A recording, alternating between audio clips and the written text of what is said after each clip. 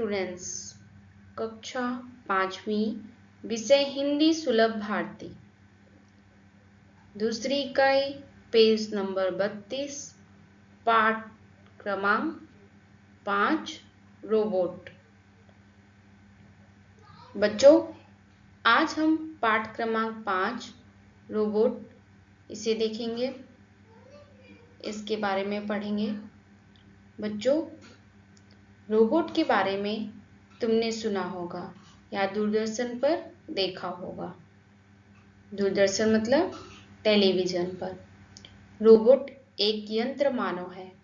यह मनुष्य की तरह ही सारे काम कर सकता है। तो बच्चों, आज इस पाठ में हम रोबोट का चित्र देखेंगे और इस चित्र में क्या है, वर्णमाला के स्वर और व्यंजन लिखे हुए हैं। हमें भी अपनी पुस्तिका में रोबोट का चित्र बनाना है और उसमें स्वर और व्यंजन लिखने हैं।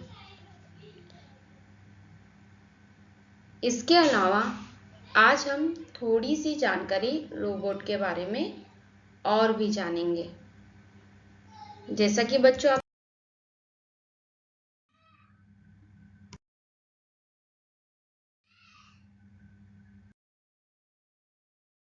ये हमारे पाठ्य पुस्तक पेज नंबर 32 पे दिया हुआ पाठ क्रमांक 5 रोबोट, उसका चित्र है। आप देख सकते हैं कि इसमें विविध प्रकार के स्वर और व्यंजन लिखे गए हैं। हमें भी इसी प्रकार की रोबोट को अपनी पुस्तिका में बनाना है। इसमें और स्वर और व्यंजन के अक्षर लिखने हैं। रोबोट एक तरह की मशीन है जो खास तौर पर कंप्यूटर के द्वारा डाले गए प्रोग्राम या निर्देशों के आधार पर काम करता है। यह कई मुश्किल भरे कामों को सरलता से अपने आप करने में सक्षम होता है। रोबोट मैकेनिकल, सॉफ्टवेयर और इलेक्ट्रॉनिक इंजीनियरिंग के मिश्रण से मिलकर बना होता है। इसमें सभी का रोल लगभग एक समान ही होता है। बच्चों कि जो रोबोट होता है, इसमें जो अलग अलग टाइप्स के इंजीनियरिंग होते हैं, जैसे मैकेनिकल, सॉफ्टवेयर, इलेक्ट्रॉनिक, ये सारे इंक्लूड होते हैं। ये सारे चीज़ों से मिलकर बना होता है। उसमें मैकेनिकल की भी ज़रूरत पड़ती है, सॉफ्टवेयर की भी ज़रूरत पड़ती है, इलेक्ट्रॉनिक की भी ज़रूरत पड़ती है। अगर हम रोबोट का डेफिनेशन सुने या जानना चाहें तो रोबोट किसे कहेंगे, या तो उसे हम कहेंगे रोबोट एक मशीन है। सरल भाषा में हम इसे क्या कहेंगे, रोबोट एक मशीन है जो इस तरह से निर्मित होता है कि एक से ज़्यादा कामों को खुद ही एक गति और शुद्धता के साथ पूरा कर सकता है।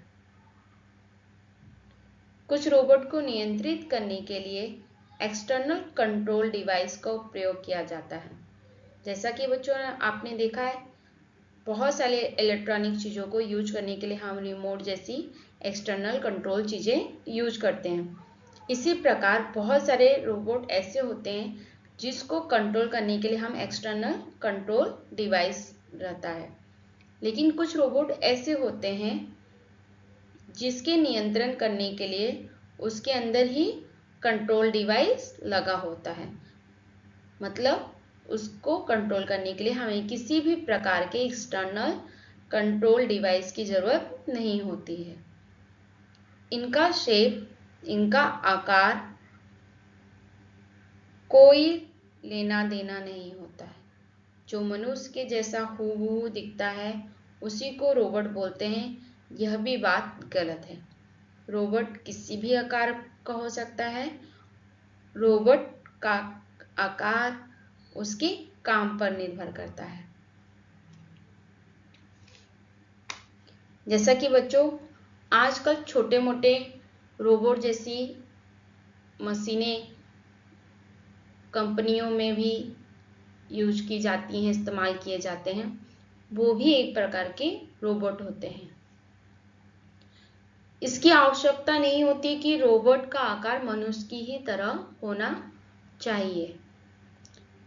रोबोट का आकार उसके कार्य पर निर्भर करता है, वह किस प्रकार का कार्य करने वाला है।